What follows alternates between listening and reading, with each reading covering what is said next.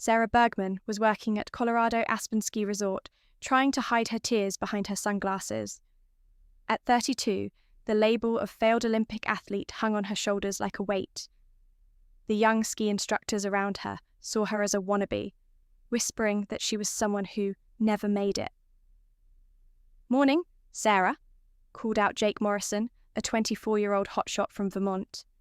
His tone carried that peculiar mix of pity and condescension she'd grown accustomed to. "Ready for another day of teaching pizza wedges to beginners?" The comment stung because it was partially true. As the most senior instructor who wasn't management, Sarah often got assigned the beginner classes, the ones other instructors considered beneath them.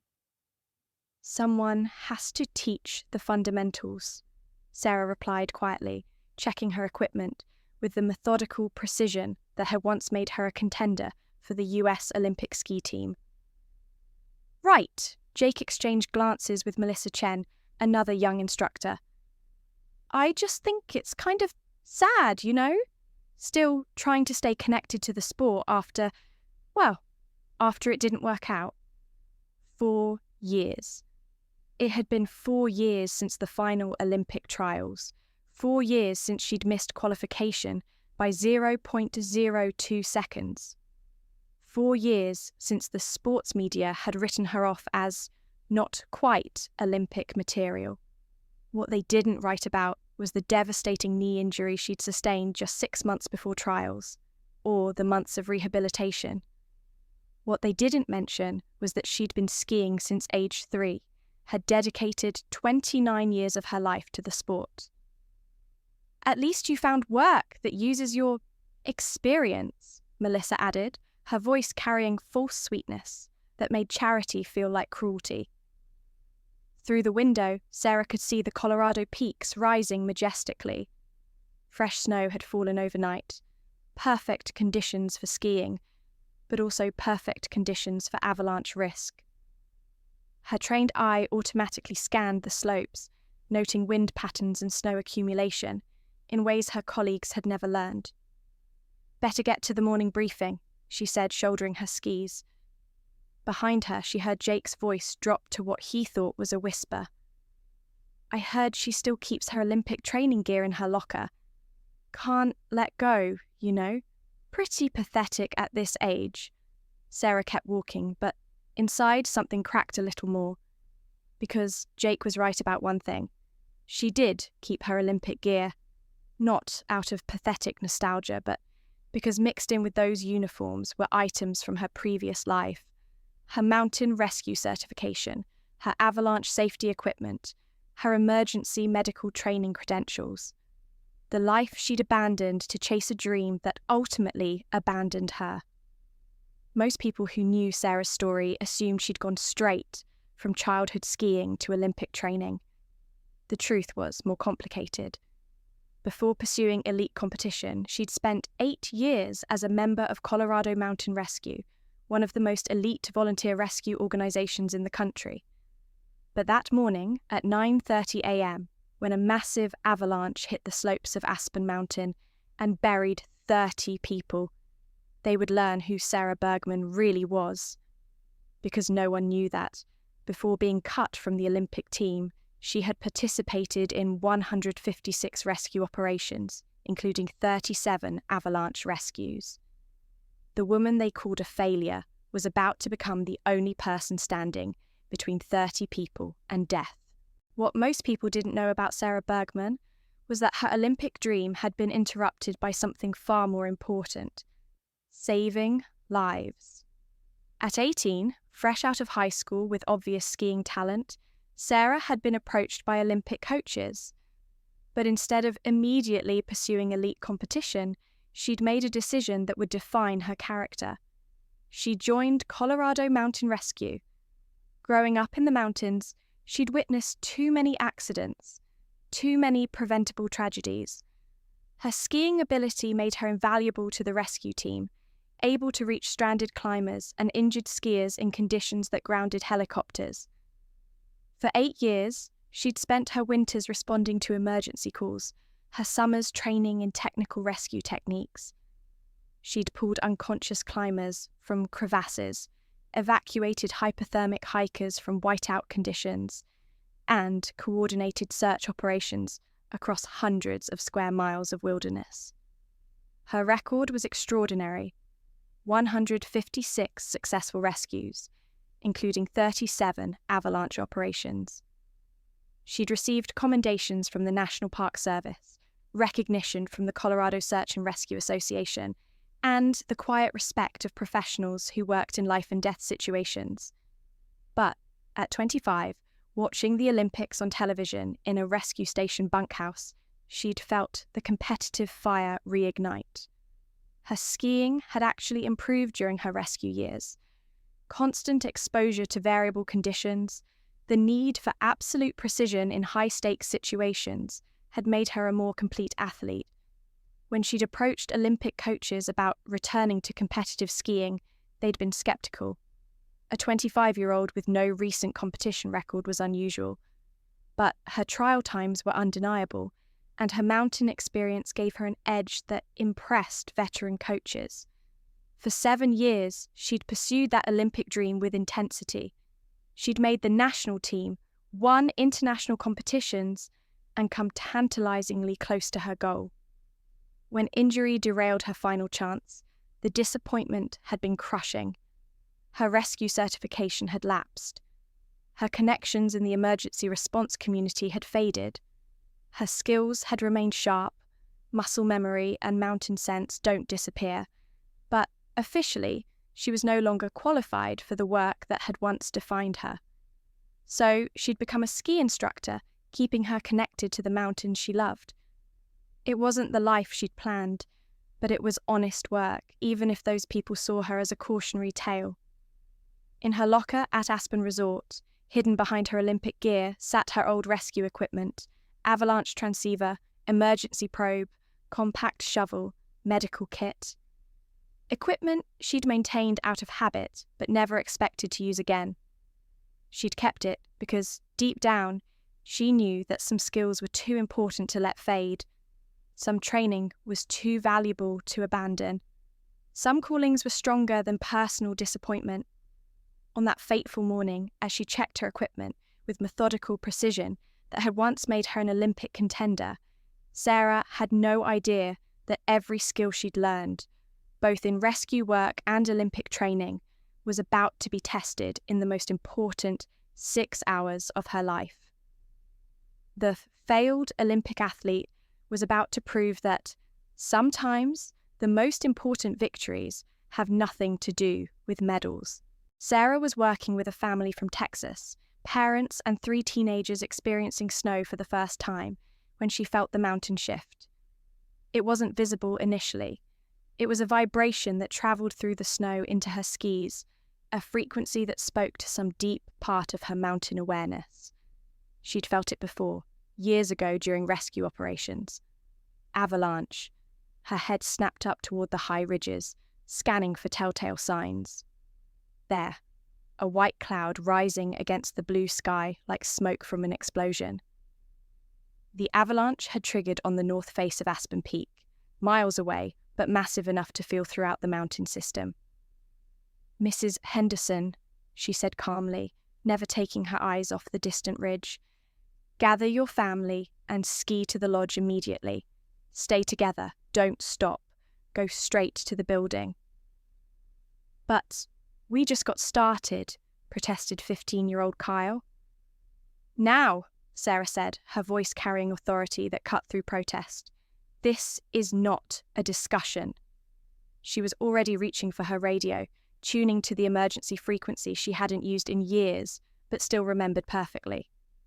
"Base, this is Instructor Bergmann. Confirm avalanche activity on North Face. Request immediate status report." Tom Bradley's voice crackled back. "Sarah, we haven't received any alerts from mountain safety. Visual confirmation from my position. Large slide on north face of Aspen Peak. Initiate emergency protocols immediately." Minutes later, Jim Reynolds from Mountain Safety confirmed. "Major avalanche event on north face. Multiple parties potentially affected. all resort operations cease immediately. Sarah's training kicked in like muscle memory. Her mind catalogued resources, calculated response times, assessed the scope of disaster. A major avalanche on the north face meant potential casualties among backcountry skiers. Standard rescue protocol would involve county search and rescue, based 90 minutes away in good conditions. She reached the lodge as emergency sirens wailed. Tom Bradley appeared, his face grim. Mountain Safety says 30 people were caught in the slide, a backcountry touring group. 30 people. Sarah's experience immediately calculated the mathematics of disaster. Avalanche survival rates dropped exponentially with time. The first 15 minutes were critical.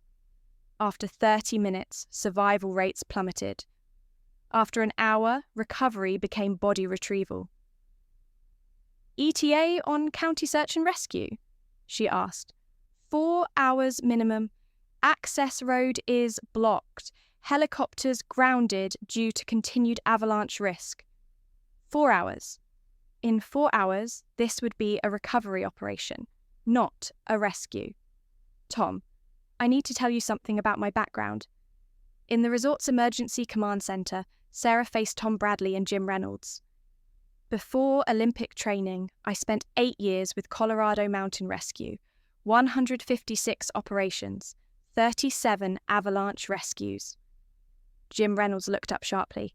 Sarah Bergmann, you led the Crystal Ridge Rescue in 2009. Among others, my certifications lapsed, but the skills don't disappear. I know this mountain better than anyone on site. I have equipment and experience with exactly this scenario. You can't handle 30 people alone, Bradley protested. I'm talking about immediate response while we wait for county resources. Every person we locate in the first hour exponentially increases survival rates. She moved to the topographical map. The slide occurred here. Based on the slope angle and overnight snow, the debris field will extend here to here. I can reach the site in 45 minutes, establish search areas, begin locating survivors. The room fell silent, except for emergency radio crackle. In 3 hours, those people start dying, Sarah continued. I have the skills, I know the terrain, I have equipment. The question isn't whether it's dangerous. Of course it's dangerous. The question is whether we let 30 people die because we're afraid to take calculated risks. 20 minutes later, Sarah stood in the equipment storage area, assembling gear with methodical precision. Her old rescue equipment, maintained out of habit but never used professionally for 4 years. The failed Olympic athlete was about to attempt the most important mission of her life. The snowmobile carried Sarah 3 miles up the mountain access road before conditions forced her to continue on skis. As she transitioned from machine to human power, the silence of the wilderness enveloped her like a familiar embrace. Her body remembered this movement from thousands of hours of training and operations, the efficient rhythm of backcountry skiing that would carry her to the avalanche site. Her pack rode smoothly, weight distributed perfectly to maintain balance through variable snow conditions. As she climbed higher, the scale of destruction became apparent.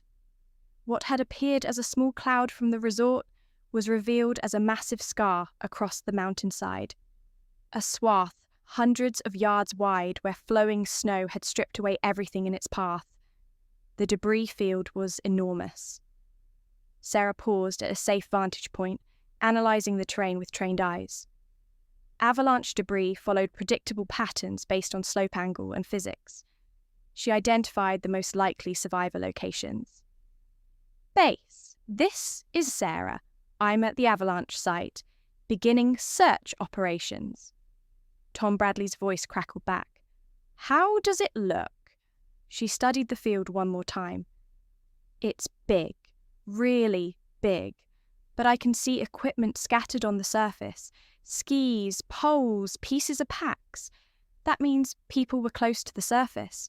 There's a chance. Sarah skied into the debris field, switching her Avalanche transceiver to search mode. The device would detect signals from buried victims' beacons. The first signal came within minutes. Following the steady beeping, she reached a spot where snow showed subtle irregularities, invisible to untrained eyes. She began probing systematically until her probe met the softer resistance of a human body at 3 feet down. Working with controlled urgency, she dug strategically to avoid cave-ins. At 4 feet, she uncovered a hand in a bright blue glove. "I've got you," she said aloud. "Just hold on." The victim was David Chen, a man in his 30s, unconscious but breathing. Sarah cleared his airway, applied warming packs for hypothermia, and helped him regain consciousness. "You're safe now," she told him as his eyes opened. "You were caught in an avalanche." "Can't feel my legs," David mumbled. "That's normal with hypothermia. We'll warm you up." Within 20 minutes, David was alert enough to ski to safety following GPS coordinates Sarah provided. 1 down, 29 to go. The second victim was Jennifer Walsh, trapped under 6 feet, but saved by an air pocket created by her ski poles. The third was Maria Rodriguez, whose avalanche airbag had kept her near the surface. By noon, Sarah had extracted 7 survivors. Each provided intelligence about group composition and locations, helping her refine her search pattern. But she was finding victims who'd been buried too long. Trevor Phillips, the 8th person, was unconscious with severe hypothermia. It took 20 minutes of intensive medical intervention before he was stable. Her radio crackled. "Sarah, county rescue is still 2 hours out. How many survivors?" 8 evacuated, she replied, breathing heavily. "Multiple signals remaining, but conditions are getting worse." She looked across the debris field, transceiver indicating 15 more signals. Working alone, she couldn't reach them all in time. "Tom, I need anyone with avalanche training up here. The math doesn't work with just me. Too dangerous for untrained personnel. More dangerous to let people die from overcaution." Sarah didn't wait for response. She was already moving toward the next signal. Time was running out, but she refused to give up. Every person she found was someone's family member, someone's future. The failed Olympian pushed deeper into the debris field, racing against time itself. By 1 p.m., Sarah faced the hardest reality of rescue work. She couldn't save everyone. She had located 10 survivors, but her transceiver indicated signals from at least 12 more scattered across the avalanche debris. Some signals were strong, suggesting recent burials with good survival chances. Others were weak, indicating people who might already be beyond help. Her legs shook from constant skiing and digging. Her hands were numb despite gloves, and she was showing early signs of hypothermia herself. Most critically, she was running out of time and physical capability. The radio crackled with an update. "Sarah, county rescue is 1 hour out. We also have 4 experienced backcountry skiers heading up to assist. They should reach you in 30 minutes. 1 hour for professionals, 30 minutes for help." Sarah looked at her transceiver, calculating whether those timeframes would be sufficient. The strongest signal came from 300 yards away, a cluster of at least 3 people buried where debris had naturally accumulated. Based on signal strength and avalanche patterns, these were likely recent burials with good survival odds. But another signal came from a distant location, weaker, but definitely indicating a buried person. The location was 600 yards away, across unstable terrain requiring significant time and energy. Sarah faced the decision that would haunt rescue workers forever. Pursue the cluster of 3 with good survival chances, or attempt the single distant victim who might already be beyond help. She made the decision her training demanded, violating every instinct that had driven her into rescue work. She skied toward the cluster. The location was even more complex than anticipated. Multiple signals in close proximity suggested several group members had been caught together.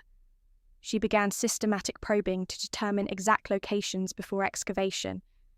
The first victim was buried under only 3 feet, conscious and breathing normally. "Thank God," Mike Peterson gasped. "I thought I was going to die." "You're safe. What's your name?" "Mike Peterson. My wife Linda was right next to me when it hit, and another couple."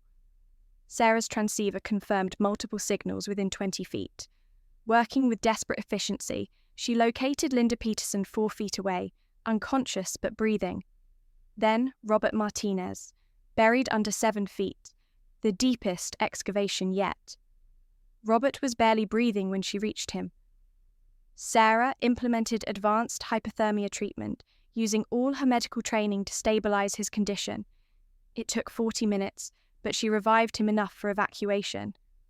As she helped Robert to his feet, she heard the sound she'd been waiting for all day, snowmobile engines approaching across the mountain. The 4 backcountry skiers who reached Sarah at 2:30 p.m.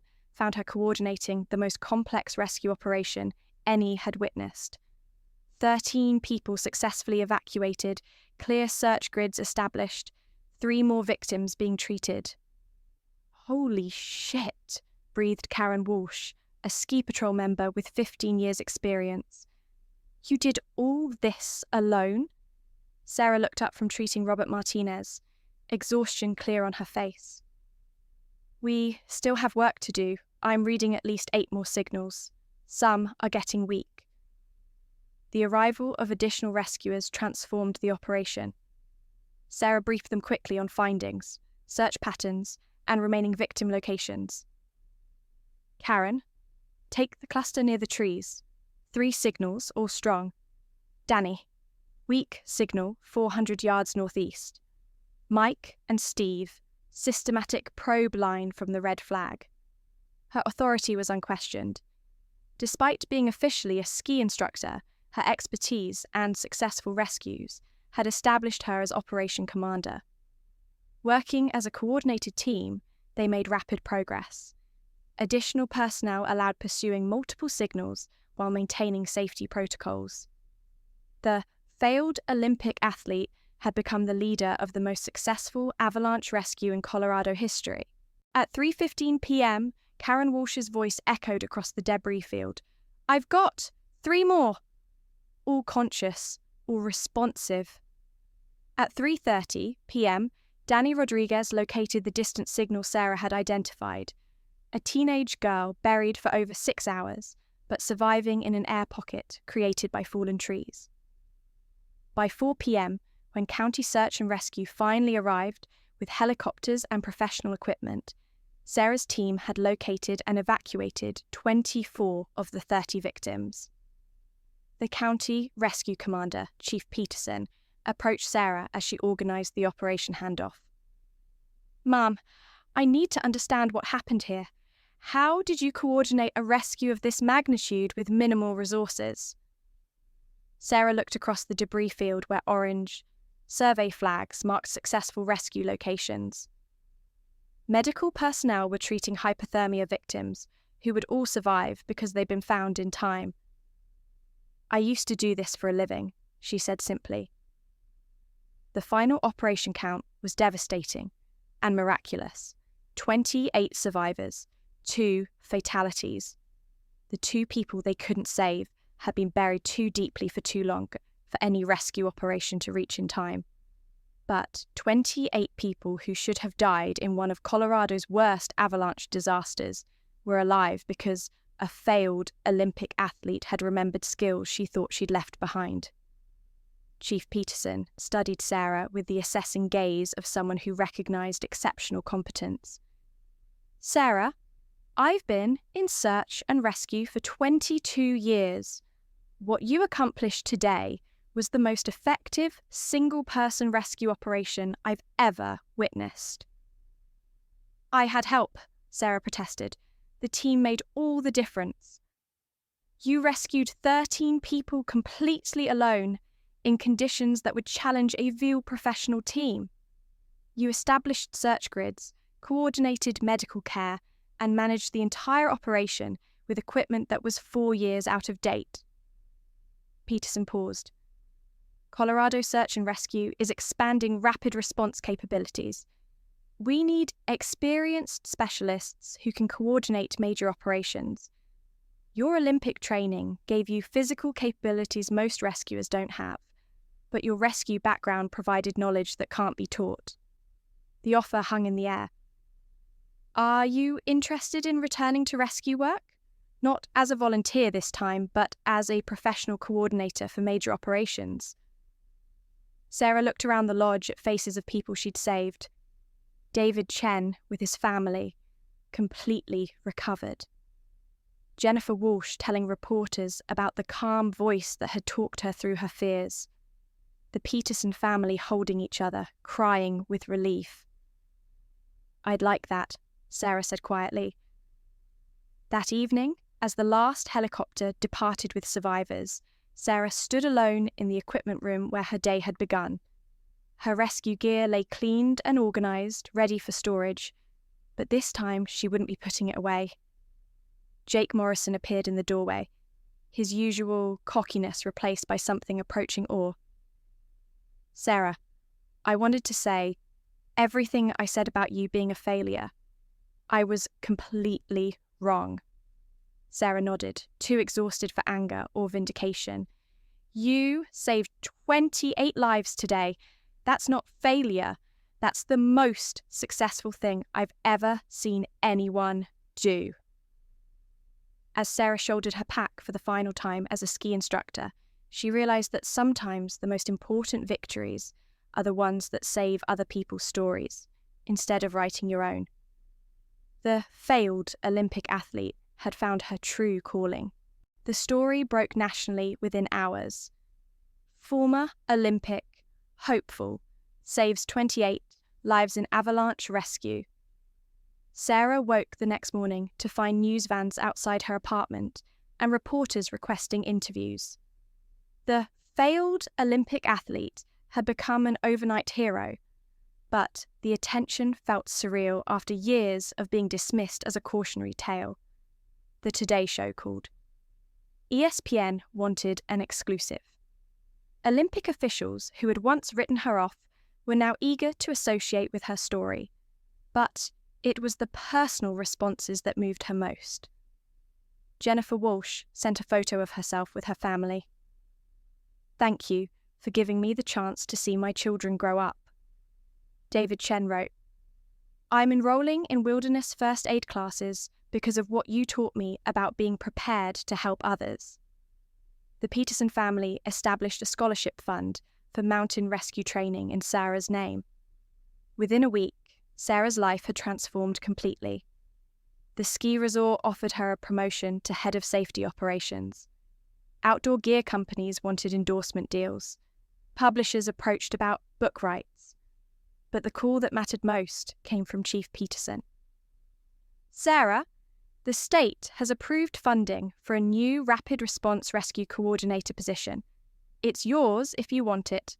Full-time, professional salary, leading the most challenging rescue operations in Colorado. The position would mean leaving the mountains she'd called home for 4 years, relocating to Denver, starting over again. But it also meant returning to work that felt like a calling rather than just a job. There's something else, Peterson continued. The National Park Service wants to discuss you heading up a new National Avalanche Rescue Training Program, teaching other rescue teams the techniques you used at Aspen. Sarah thought about the young ski instructors who had mocked her pathetic attachment to a failed dream. She thought about Jake Morrison, whose apology had been sincere but unnecessary. She thought about all the people who had seen her Olympic disappointment as the end of her story rather than a chapter in a larger narrative. I accept, she said. The news conference announcing her new position drew national media.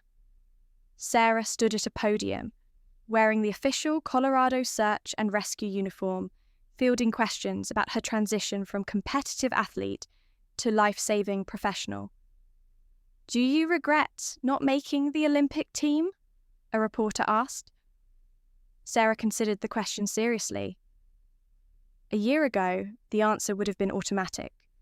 Of course, she regretted it. The Olympic dream had been everything to her. I've learned that success isn't always what we expect it to look like, she replied.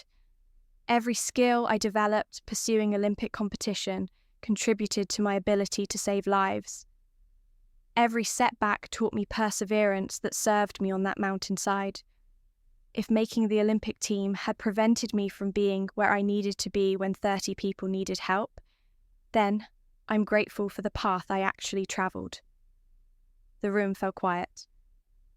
Sometimes what looks like failure is actually preparation for something more important than we ever imagined.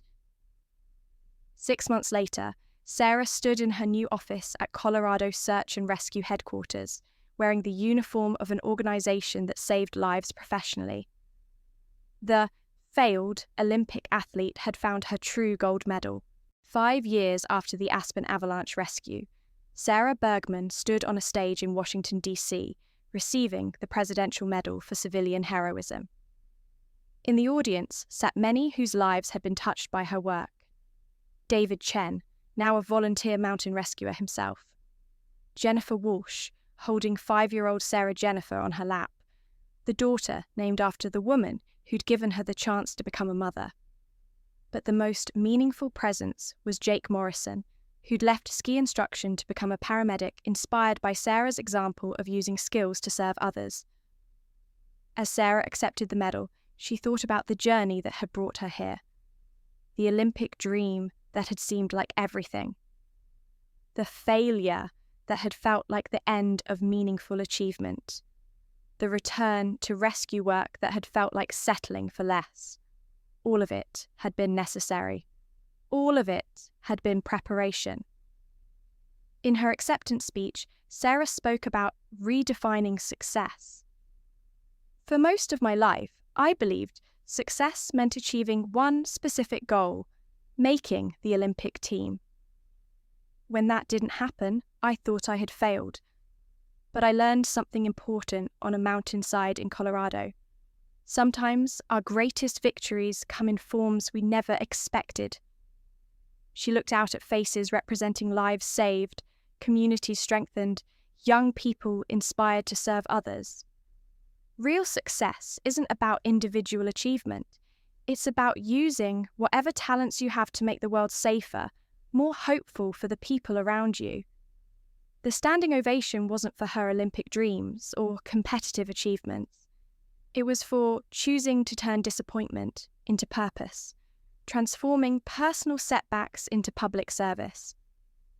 After the ceremony, Sarah was approached by a young woman, Ashley Kim, the skier she'd once taught wilderness safety. "Coach Bergmann, I wanted you to know that I didn't make the Olympic team either," Ashley said, "but because of what you taught me about success having many forms, I'm starting medical school. I want to become a wilderness medicine specialist." Sarah smiled, seeing in Ashley's face the same determination she'd once carried, but tempered with wisdom about what truly mattered. "That's wonderful, Ashley. The mountains need doctors as much as they need athletes." 10 years later, the Aspen Rescue had become legend in search and rescue communities. But Sarah preferred to think of it differently. She hadn't failed at Olympics, then succeeded at rescue work. She had succeeded at becoming the person the mountains needed when they needed her. In her office, she kept 3 items: Jennifer's letter about baby Sarah Jennifer, now 10 and already skiing. A photograph from the Aspen Rescue, showing her exhausted team after bringing the last survivor to safety, and an Olympic pin that Jake Morrison had given her. "You earned this," he'd said. "Maybe not the way you planned, but you earned something better than a medal. You earned knowledge that when it mattered most, you were exactly who you needed to be." Sarah Bergmann never won an Olympic medal, but she'd won something more valuable: the certainty that her life had made an irreplaceable difference. Sometimes the greatest victories save other people's stories, instead of writing your own. Sometimes the person you become when you think you've failed is exactly who the world needs you to be.